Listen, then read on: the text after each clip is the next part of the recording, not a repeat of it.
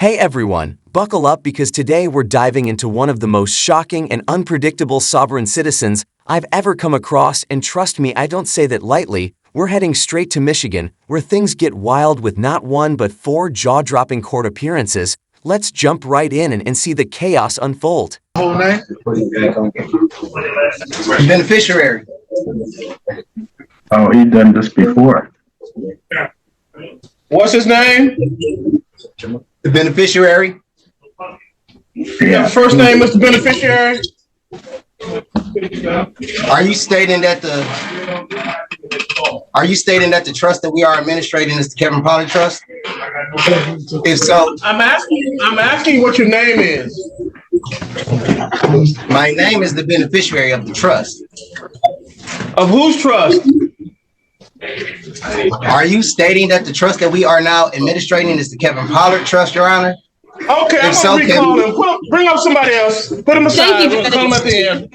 Sir, is your name the beneficiary, Kevin Teron Anthony Pollard? Yes or no? I'm the beneficiary of the trust, Your Honor. Are you stating that the trust that we are now administrating is the Kevin Pollard Trust? Are you Kevin Pollard? I'm asking you. Is the trust that we are now administrating? Sir, I asked the questions here. You give me yes or no answers. You're asking for my permission I ask the questions. You give the answers. Is that clear? It's very clear. Okay, listen. Yes. Are you also known by the name of Kevin Pollard amongst other names? Yes or no? Are you stating that the trust that we are now administrating is the Kevin Pollard Trust, Your Honor? If so, Kevin Pollard is in fact present today. It is you that is Kevin Pollard, Your Honor. You know you've officially reached peak chaos when it takes not one, but two magistrates just to get through your arraignment. The first magistrate tries to maintain control, and I have to admit I got a kick out of it, especially when he literally puts him in timeout like a stubborn kid who refuses to play by the rules. But just when you think things might settle down, along comes the second magistrate, and this one isn't messing around. He rolls out a clever, almost sneaky tactic that actually forces the arraignment to move forward, and you can't help but watch in awe as the courtroom transforms into this strange mix of comedy, frustration, and pure legal genius. It's like watching a chess match unfold in real time, with every move leaving the defendant more flustered than the last. It is you. Really? Yes, Your Honor. Really? It is you. That Really? is Kevin Pollard. Yes, Your I'm Honor. Kevin Pollard. You are Kevin Pollard today, Your Honor. I am the beneficiary. And then who are you? I am the beneficiary of the trust. Okay, well, Mr. Beneficiary, take you and your trust back to jail. I have some questions for the clerk, Your Honor. No. I have. Can I speak to the clerk before we go any further? You know what? I'm put you in timeout. Get your mind right. Mr. Pollard?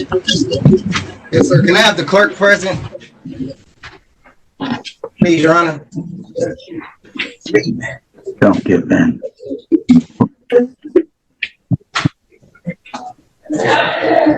Please have the clerk present in the Zoom meeting.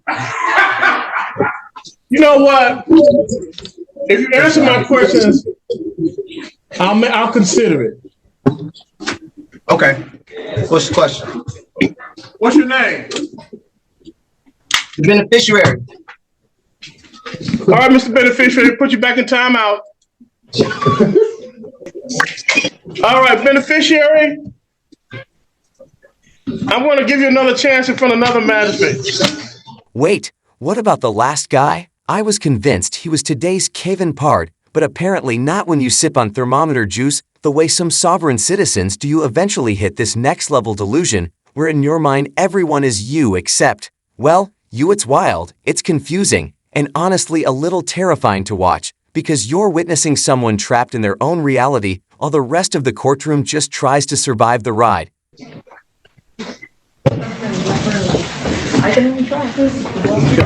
That's no problem. Can I have the clerk present, please? Hey, sir, I'm Magistrate Chartea. DDC. Excuse me? Yeah. I'm talking to the DDC officer. Yes. DDC? Yes, ma'am. Okay. The gentleman that is in front of the screen, in front of camera one, what name do you have him listed as? Kevin Pollard. Do you have a middle name? No, ma'am. Okay, so you have a Kevin Pollard. Okay, and sir, you're identified as Kevin Pollard, but you're considering yourself the beneficiary. Is that correct, sir? Are we on the record? We are. Everything is on the record. Okay. Are you stating that the trust that we are now administrating is the Kevin Pollard Trust, ma'am? I'm not administrating any trust because there is no trust in front of me. But what I'm asking you is, you call yourself the beneficiary. Is that correct? Yes, Your Honor. Okay, no problem. I have case number is 240-5538101. People of the state of Michigan versus Kevin Theron Anthony Pollard, who Your is Honor, listed by DDC as Kevin Pollard. However, the gentleman has identified himself Your as Honor, the beneficiary. you representing as Kevin Pollard today, Your Honor. Normally, I'd say a $250,000 bond sounds a little steep, maybe even over the top. But when you look at the allegations stacked against him and the history that keeps piling up, suddenly it feels like the courts are spot on. It's one of those rare moments where the number actually makes sense and the system isn't just throwing numbers around for shock value. Mr. Pollard, I'm not. Mr. Pollard, now, as your counsel, I am going to advise that you stop speaking and allow the judge to speak. Yes, ma'am. Counsel Kirkland. Good afternoon, Your Honor. Shava Kirkland on behalf of Mr. Pollard, who has been advised of his rights, wishes to stand mute and waive the formal reading. Thank you. I'm going to enter plea of not guilty. Court dates are February 2nd, 2024. It is a probable cause conference, followed by preliminary examination, February 8th, 1:30 p.m. Both matters are in front of Judge King. The probable cause conference, it is at 8:30 in the morning. Mr. Beneficiary, you should not talk over to the court. I thank you very much. You are under oath and you are on record. And I'm asking you, beneficiary, I have not sworn you under oath. I am under oath, so I am doing all this. I'm going to enter plea of not guilty. I already given the court dates while this case is pending, sir. Okay, there should be no contact with the individual. You are not allowed to state what the judgment is. That is my job. Mr. Pollard, I do want to let you know that the person. Okay. I have a question for the clerk. Okay. I have a question for the clerk. For a moment. I have a question for the clerk. You will give an opportunity, sir.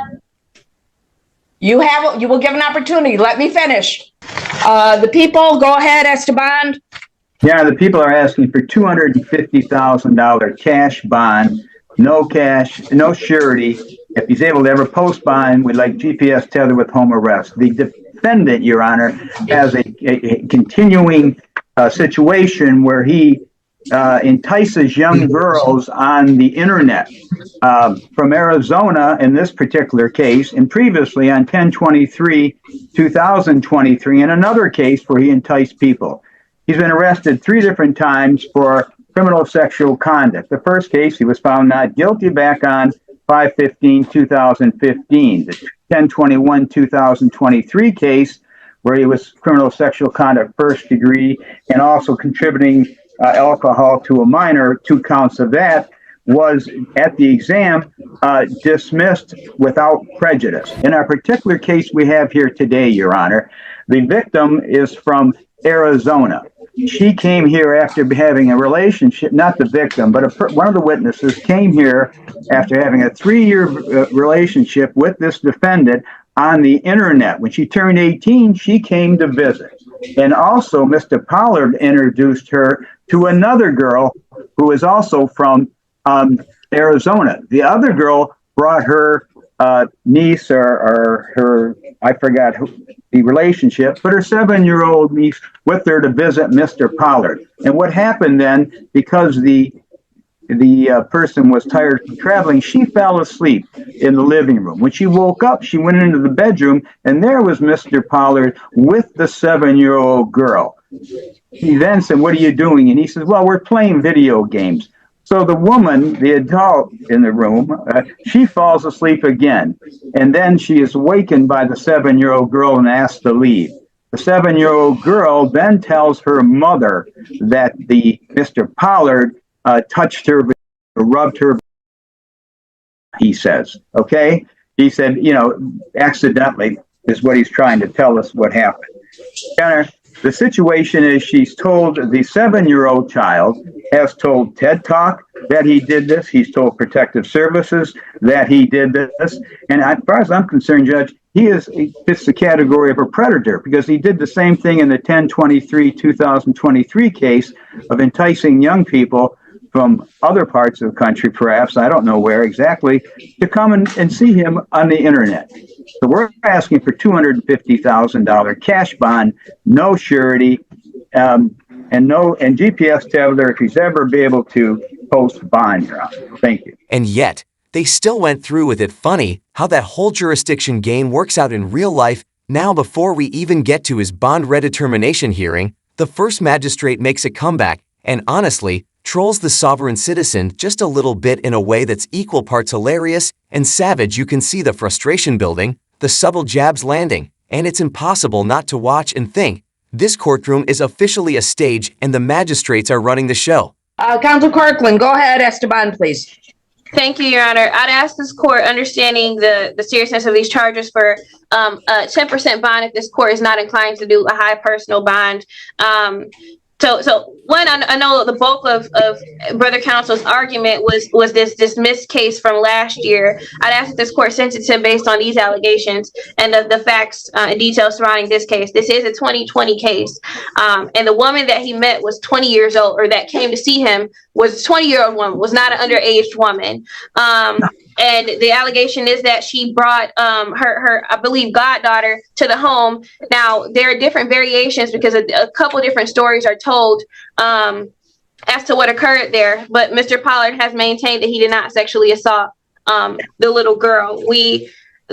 I'm not sure why this case wasn't charged until 2024, but it is a 4-year-old case. My understanding is that he I don't believe he's had any convictions since then. He is a lifelong resident, has a child, so he has strong ties to the community. He also owns a lawn service here. At this point, there's no amount of bond that he can't afford to pay, so even a 10% bond would be unaffordable for him. But given the age of this case and his lack of issues since this, I'd ask that this court consider a high personal bond, if not that, a 10% bond.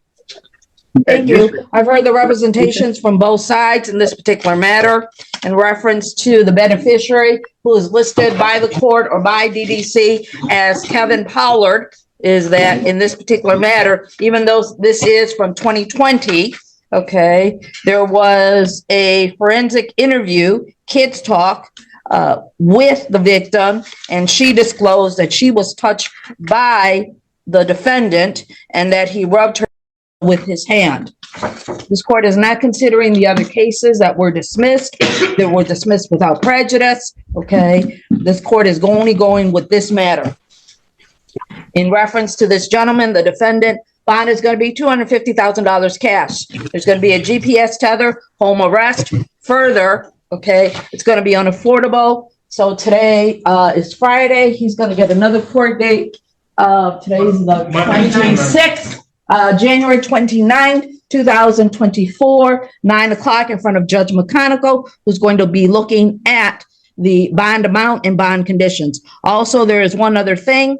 This court looks at clear and convincing evidence standard, okay, based on the representation, based on the reading. This court is convinced that Mr. Pollard, okay, I'm sorry, the beneficiary, okay, that he is a predator in this particular matter. That's why we're putting at $250,000 cash, GPS tether, house arrest. He does have the unaffordable bond redetermination for this Monday, January 29, 2024, 9 o'clock in front of Judge McConicle. Also, there's another bond condition. He's not to be around any minor children. That concludes the arraignment of the beneficiary, also known as Kevin Pollard. Madam Clerk. Pre-trial, Your Honor. You wish to talk to the gentleman that's in front of the screen. Judge, Okay. Just so for the record, is that the clerk has declined to talk to the gentleman in front of the screen. No, that is not fair. Thank That you. is not fair. You cannot do this. Under oath and on record, you cannot do this. I have rights, and you violated them, and you was not my judge. Okay, you can go. Go ahead and do whatever. You cannot do that. We trust the count that she are that. Huh? What you say? All right, everyone, that wraps up his court appearances for now. Since this last one, he's had a few more showings before Judge King, and interestingly, he actually started identifying himself properly, something that ended up having a huge impact on one of his sexual misconduct cases involving a minor. It turned out the state was missing a crucial piece.